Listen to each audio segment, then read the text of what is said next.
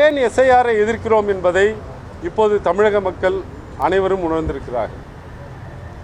பிஎல்ஓக்களே தங்களுடைய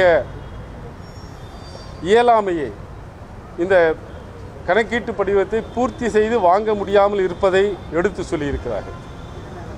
களத்தில் அந்த படிவத்தை பூர்த்தி செய்வதில் எவ்வளவு சிரமங்கள் இருக்கிறது என்பதை எடுத்து சொல்லியிருக்கிறார்கள். அது மட்டுமல்ல, அந்த பூர்த்தி செய்த படிவத்தை கணனிமயமாக்குவதில் எவ்வளவு சிரமங்கள் இருக்கிறது என்பதை எடுத்து சொல்லியிருக்கிறார்கள். எனவே திராவிட முன்னேற்றக் கழகம் வாக்காளர் பட்டியல் சீர்திருத்தத்தை எப்போதும் வரவேற்கிறது. எப்போதும் அது குறித்து கடிதங்களை எழுதியிருக்கிறது. கடிதங்களை எழுதியது மட்டுமல்ல, 2020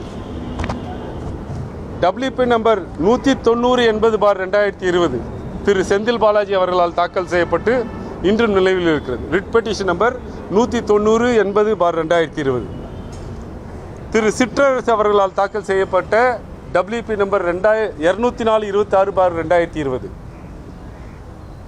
முதன்மைச் செயலாளர் திரு KN நேரு தாக்கல் செய்த ரிட் பெட்டிஷன் நம்பர் 3199/2021 அமைப்பு செயலாளர் தாக்கல் செய்த ரிட் பெட்டிஷன் நம்பர் 4342/2021 மற்றொரு வழக்கான writ petition 799/2021 writ petition number 8085/2021 மற்றும் ரிட் பெட்டிஷன் நம்பர் 9578/2024 ஆக ஒவ்வொரு நிலையிலும் தேர்தல்கள் ஜனநாயக முறைப்படி நடத்தப்பட வேண்டும் என்பதுதான் எங்களுடைய கோரிக்கையாக இருந்திருக்கிறது.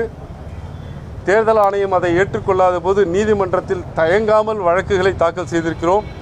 நான் இப்போது சொன்ன ரிட் பெட்டிஷன் மனுவை எடுத்து பார்த்தீர்களே என்றால், EVM மிஷின் தொடங்கி வாக்காளர் பட்டியலில் என்னென்ன குறைகள் இருக்கின்றன, என்னென்ன குறைகளை நிவர்த்தி செய்ய வேண்டும், எப்படி ஒரு தேர்தலை ஜனநாயகமாக நடத்த வேண்டும் என்பதை எப்போதும் மக்கள் பக்கம் நின்று குரல் எழுப்பக்கூடிய கட்சியாக திராவிட முன்னேற்றக் கழகம் மட்டும்தான் இருக்கிறது.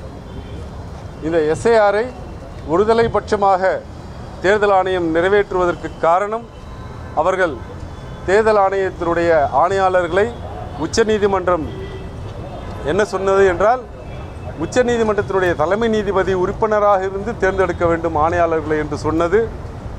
அதை ஒன்றிய பாஜக அரசு மாற்றி அரசியல் சட்ட திருத்தத்தை கொண்டு வந்து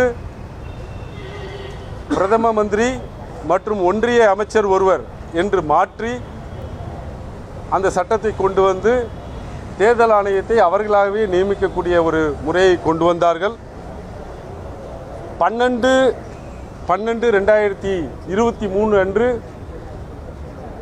ராஜ்யசபாவில் நடந்த விவாதத்தில் அண்ணா திராவிட முன்னேற்றக் கழக உறுப்பினர் அதை எதிர்த்து பேசவில்லை. இந்த நேரத்தில் இது தேவையில்லை என்று சொன்னார்களே தவிர, இந்த சட்டம் ஜனநாயகத்துக்கு விரோதமானது என்று சொல்லவில்லை. தேர்தல் ஆணையம் எப்போதுமே தன்னிச்சையாக தான் செயல்படும் என்று பேசியுள்ளார்கள். அவர்கள் அப்போதும் பாஜகவிற்கு அடிபணிந்து அந்த கருத்தை சொல்லி அந்த சட்டம் நிறைவேறுவதற்கு உறுதுணையாக இருந்தார்கள். அந்த சட்டத்தினுடைய விளைவாக பாஜக தேர்ந்தெடுப்பவர்கள் தேர்தல் ஆணையாளராக நியமிக்கப்படுகிறார்கள். அப்படி நியமிக்கப்பட்ட தேர்தல் ஆணையம் இன்றைக்கு மக்களுடைய வாக்குரிமையை பறிக்கும் வகையில் இந்த எஸ்ஐஆரை நடத்துகிறார்கள். தேர்தல் ஆணையம் ஒரு நிலையான பட்டியலை, முழுமையான பட்டியலை, நேர்மையான பட்டியலை தயாரிக்க வேண்டும் என்பதுதான் எங்களுடைய எண்ணம்.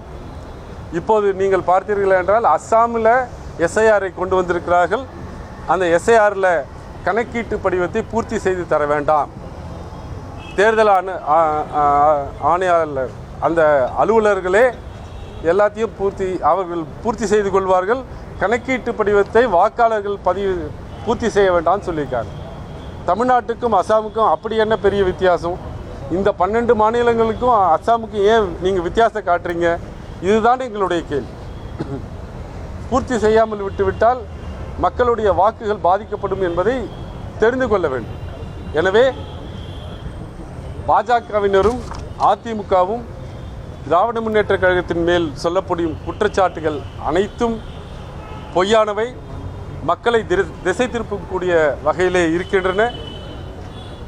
எப்போதுமே ஒரு முழுமையான நேர்மையான வாக்காளர் பட்டியல் வேண்டும் என்பதைத்தான் திராவிட முன்னேற்றக் கழகம் வலியுறுத்தி வந்திருக்கிறது, நீதிமன்றத்திற்கும் சென்றிருக்கிறது.